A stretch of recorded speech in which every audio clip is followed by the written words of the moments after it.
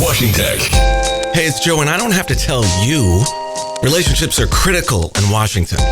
But how do you, A, find out who the key players are, and B, figure out how to reach out to them? Well, I want to tell you about Leadership Connect. It's been an absolute lifesaver for us as we expand our operations and outreach here at WashingTECH. Leadership Connect, it's the digital service used by top federal contractors and government affairs leaders to contact decision makers and develop those strategic relationships. Visit leadershipconnect.io and join the community. I love it, and I'm 100% sure you will too. That's leadershipconnect.io. Try it now. Students are hungry to learn and engage now more than ever. They want to know what their peers think about our global crises. Discussions about the global pandemic, to Black Lives Matter, to the situation in Yemen and Iraq are going to be so rich and so eye-opening. Welcome to the WashingTECH Tech Policy Podcast. The latest tech law and policy news and brightest tech law and policy experts wherever you are. So you can stay informed, on the move, in less time. From Washington, D.C., it's the WashingTECH Tech Policy Podcast. With Joe Miller. Joe Miller. Facebook is on the ropes as an increasing number of blue chip companies boycott the social media company's unabashed enablement of hate speech. We'll look into Peter Thiel's alleged ties to white supremacy, and Christina Thomas is my guest on the show today. Hey everybody, as of Monday morning, Verizon, Coca-Cola, Starbucks, Unilever announced they'd be pulling their ads from Facebook in protest over the social media giant's refusal to take down hate speech.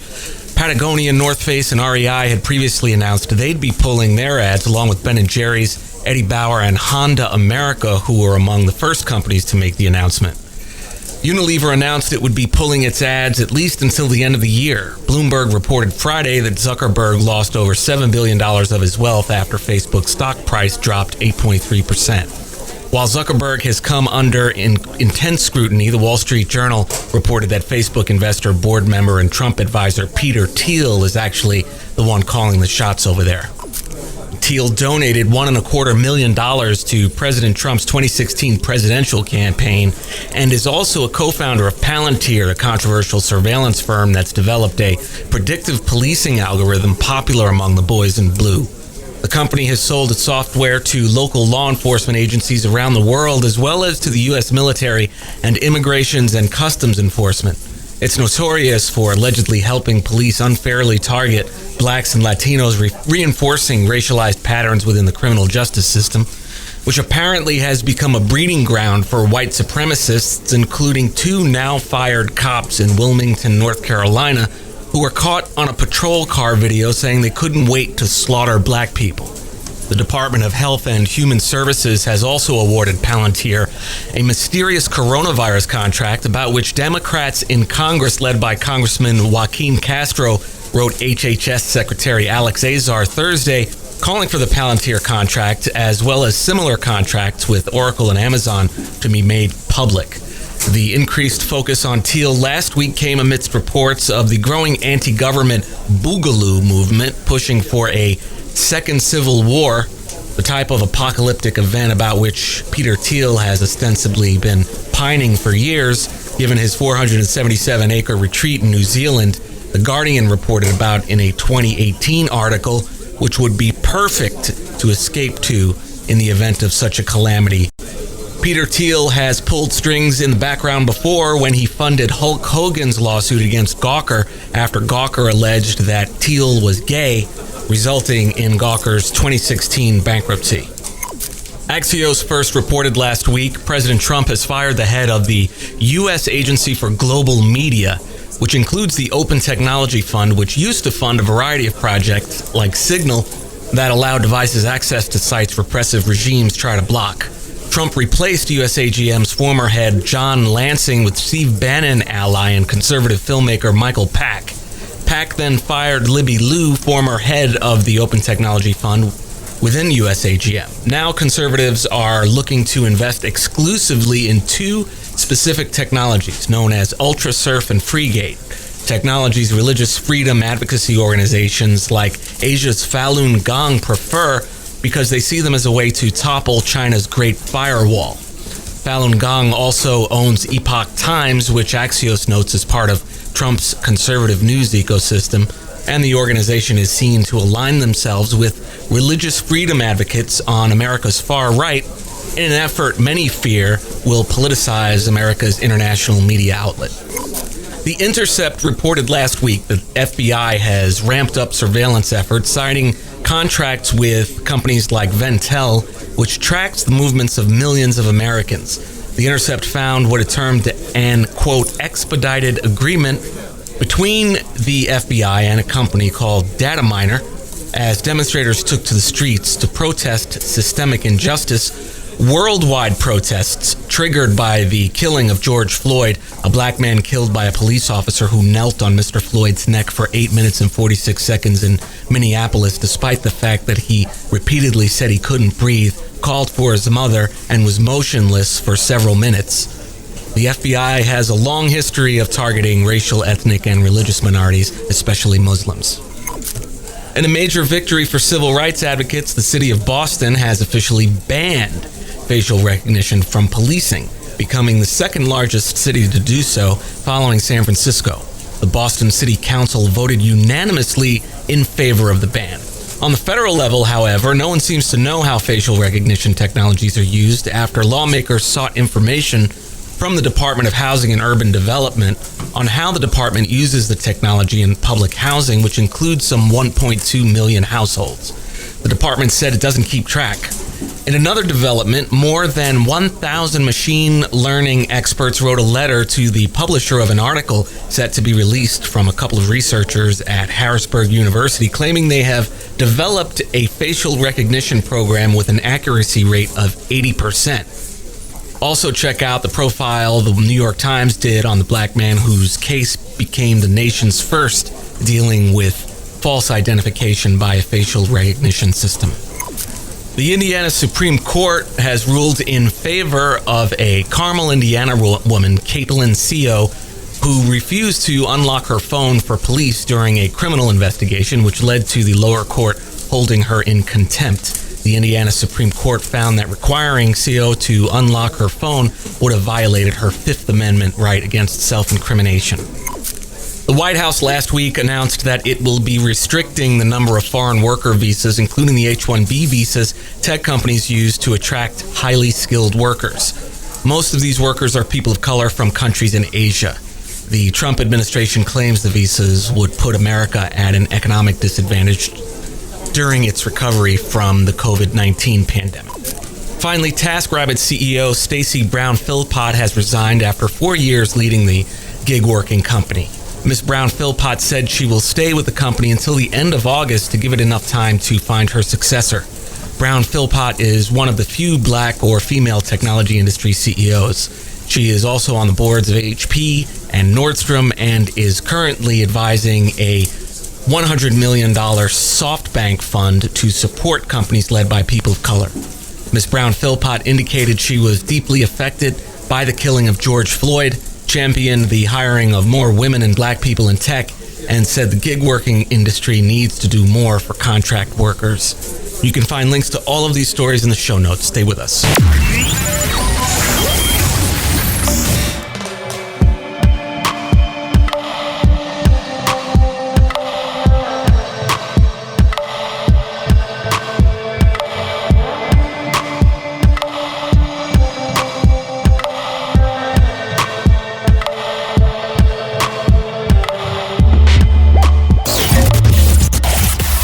Policy is global policy. This is the WashingTECH Tech Policy Podcast, serving the world. My guest today is Christina Thomas, Divisional Vice President for Youth Exchanges at World Learning, which works to create a more powerful and just world through education. Christina oversees the World Learning's multimillion-dollar U.S. and international youth exchange portfolio, serving over 1,200 high school-age U.S. and international students and adult educators. Christina also serves as the board president of Federation EIL, a nonprofit association representing a global network of international education program providers. Before joining World Learning in 2003, Christina taught English junior and high school students and designed teacher training programs for Japanese English teachers on the Japan Teaching and Exchange Program. Christina Thomas.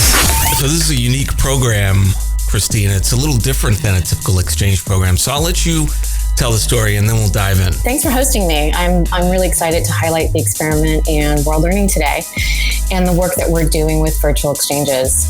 Let me give you a bit of background. The Experiment International Living is the flagship program of World Learning, an academically accredited nonprofit organization with educational, sustainable development and exchange programs in more than 150 countries.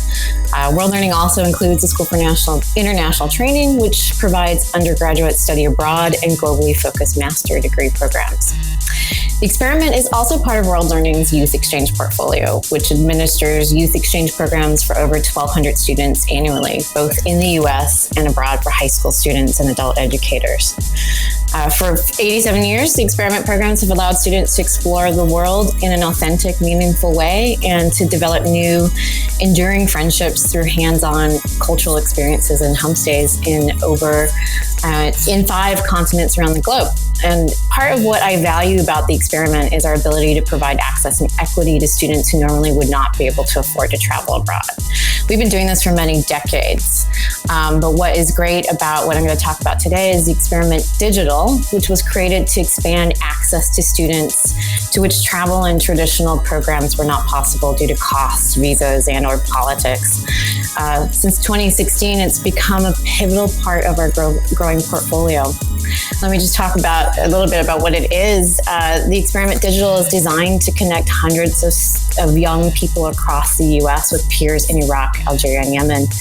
The program prepares participants to become more civilly engaged and to lead change. This is a fully funded, no-cost, 8-week summer virtual experience that teaches students to formulate and implement service projects in their local communities. So that sounds great. Who are your sponsors?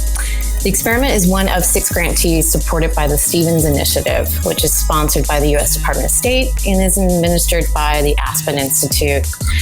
Just a note on the Stevens Initiative, which I think is a very valuable program. It is an international effort to build global competence for young people in the United States and the Middle East and North Africa by growing and enhancing the field of virtual exchanges. So as I mentioned before, the Experiment Digital originally launched to connect experimenters to students in countries to which travel and traditional programs weren't possible. But now I think and more than ever, the Experiment Digital is now providing a critical outlet for global cross-cultural exchange in a time of crisis. And the impact is huge. It's been growing significantly over the past few years to reach those living in remote areas of the world. The program began in 2016, reaching 100 participants in 2 countries.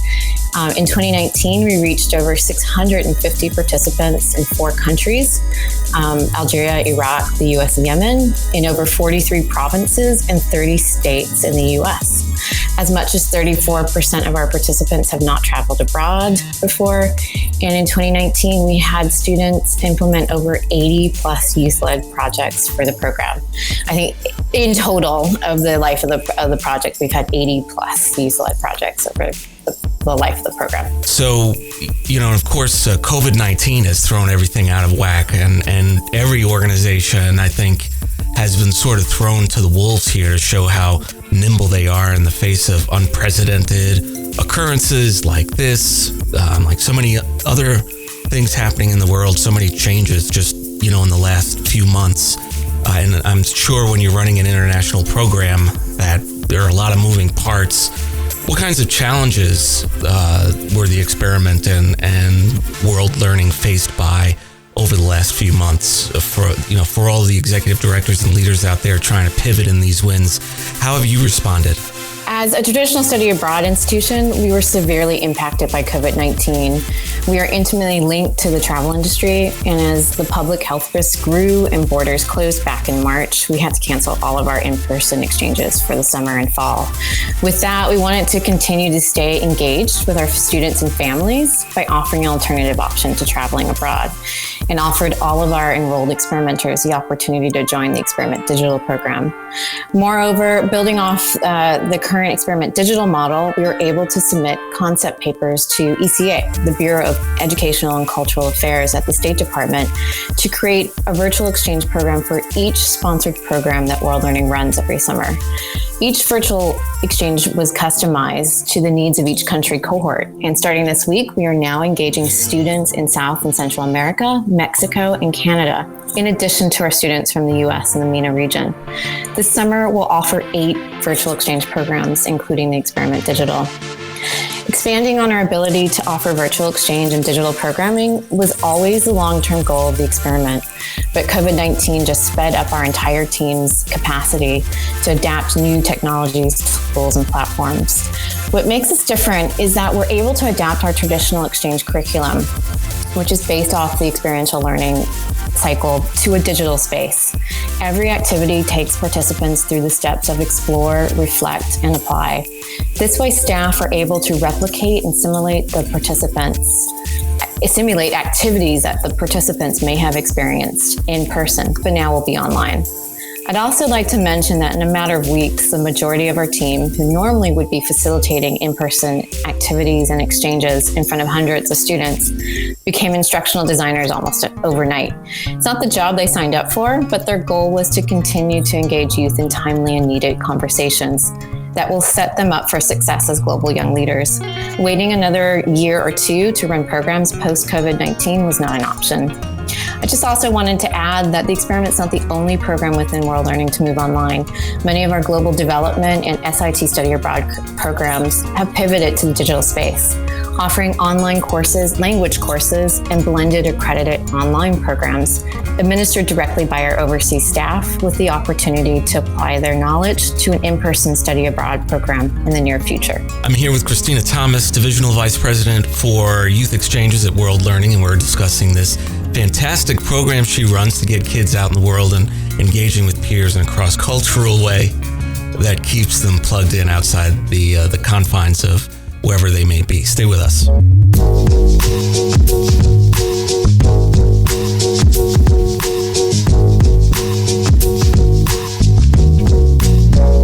So what's the response been like, Christina? And I'll bet the initial reaction from the kids participating in this is that they must have been pretty disappointed about the fact that it'll be happening virtually this year. Yeah, absolutely. We had a lot of disappointed students and may I add staff. And many did not want to lose hope that they would be able to travel this summer. We traditionally have a high number of first-time travelers enrolled in our programs. So some deferred to 2021 and some just were waiting and seeing what would happen. But as we learned more about COVID-19, we knew it was impossible to operate our programs. And I would say between mid-April and early May, we saw more applications for the Experiment Digital. And we will have 100% participation in all of our World Learning virtual exchange programs. My guess is that students are hungry to learn and engage now more than ever. They want to know what their peers think about our global crises. Discussions about the global pandemic, to Black Lives Matter, to the situation in Yemen and Iraq are going to be so rich and so eye-opening. So how's the feedback been so far, the remote way this fellowship needs to happen this summer? Yeah, we launched this week. So for the majority of our programs, and what staff tell me is that students are excited to have this opportunity and to engage in an international experience from the safety of their own home. One thing to note that for our participants from the MENA region, Yemen, Algeria, and Iraq, youth mobility can be limited. So traditionally, online learning has always been a safe and accessible way to engage the world. And so the virtual program will operate more or less in a traditional way. This week is orientation week. The students will become familiar with the platforms and the goals of the program. They will get to know their fellow participants through small group discussions that we call neighborhoods, and they'll figure out what time zones will work well for online video group meetings. For the Experiment Digital, students will be introduced to a new theme or module every 2 weeks on digital citizenship, leadership and identity, community initiatives, and public narratives, which is learning about action planning and applying lessons learned to their home community. We will have a better sense of what students are thinking later this week as they start to respond to prompted questions and such. But a typical program will run about 6 to 8 weeks with about 4 hours of work per week, with 3 hours of asynchronous, or what we say independent online work and activities, and 1 hour of synchronous or online group discussions and dialogue. Both asynchronous and synchronous activities will enable students to learn about civic responsibility, discuss global issues, share their communities and culture with others, and learn concrete skills such as action planning and project management. Well, as a parent, I'm definitely going to keep this program in mind. It sounds fantastic, and I'll be sure and let fellow parents know about it when they're thinking about where to send their kids and what types of activities they'd like for them to do if we're in this situation next summer online. What are some final ideas you'd like to leave with us today, and where can we find you and or the experiment and world learning online? Virtual exchanges are here to stay. I think we'll see a lot more blended programming. We want to be able to offer access to as many students that we can who might not be able to afford to travel. So I think you'll see a combination of the in-person, the online, so that students really get a richer experience and learning. Both are going to continue to stay. I'm looking forward to getting to our students out there to travel again. You can find me at Christina.Thomas at worldlearning.org. Our website is experiment.org. And to learn more about all our programs that we offer at World Learning and SIT, check us out at worldlearning.org. Follow us online this summer on Instagram at The Experiment Digital. We're also on Facebook and YouTube.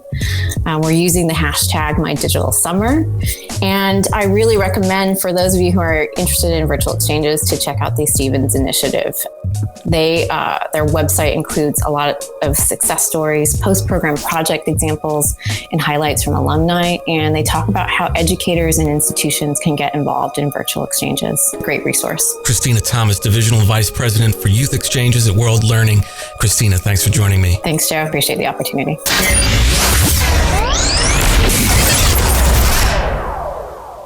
And that concludes episode 234 of the podcast. Thanks so much for listening. If you like what we do here, please leave a rating and review on Apple Podcasts or wherever you listen to podcasts.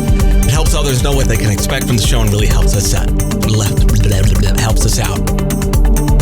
As for next week, we observe July 4th on July 3rd this year, which is Friday. But I'm going to go ahead and take a 4-day and take off on Monday as well, which is the 6th. So I'll see you back here on July 13th. Yep, 13th. So I'll see you then. Enjoy. WashingTECH.